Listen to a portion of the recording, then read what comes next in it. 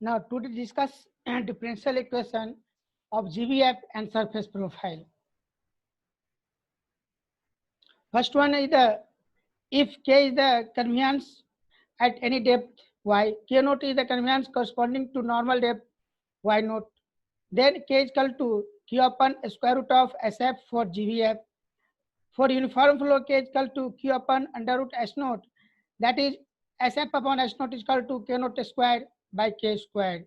Similarly, if Z is the section factor at depth y and ZC is the section factor at depth yc, then Z square is equal to AQ by T. That means ZC square is equal to ACQ by TC, that is Q square by G. Hence, Q square T upon GAQ is equal to ZC square upon Z square.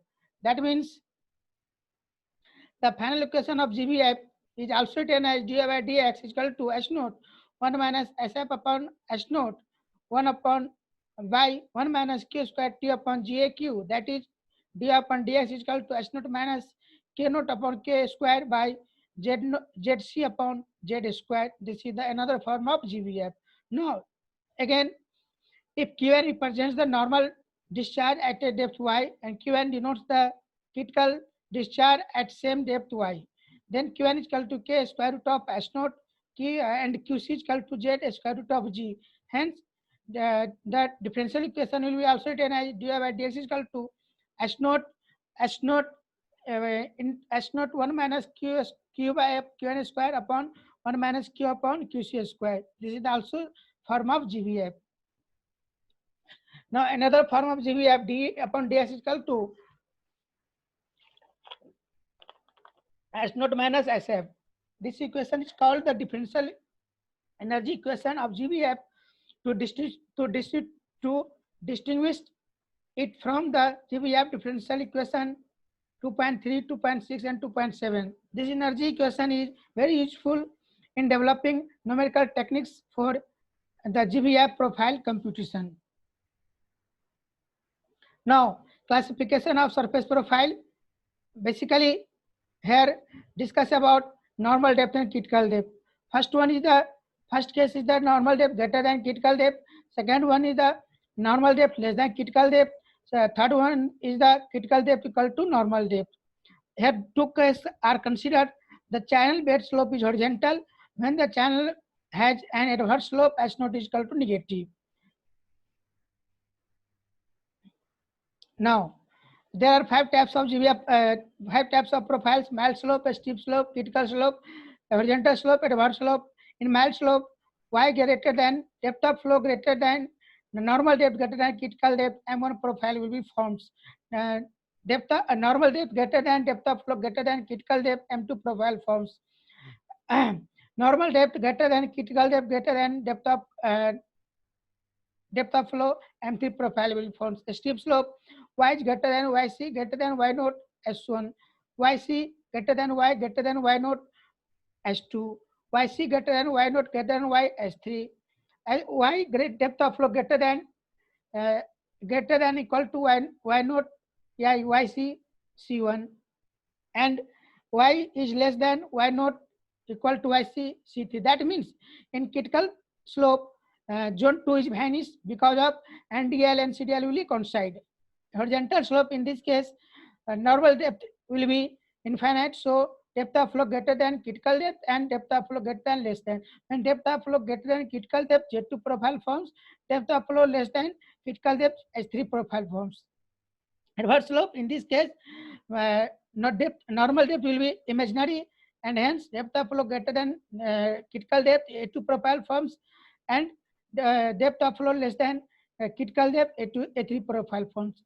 Here discuss about total 12 profiles: M1, M2, M3, S1, S2, S3, C1, C3, S2, S3, A2, A3. How can produced M1, M2, M3, S1, S2, S3, C1, C3, H2, S3, A2, A3. Out of 12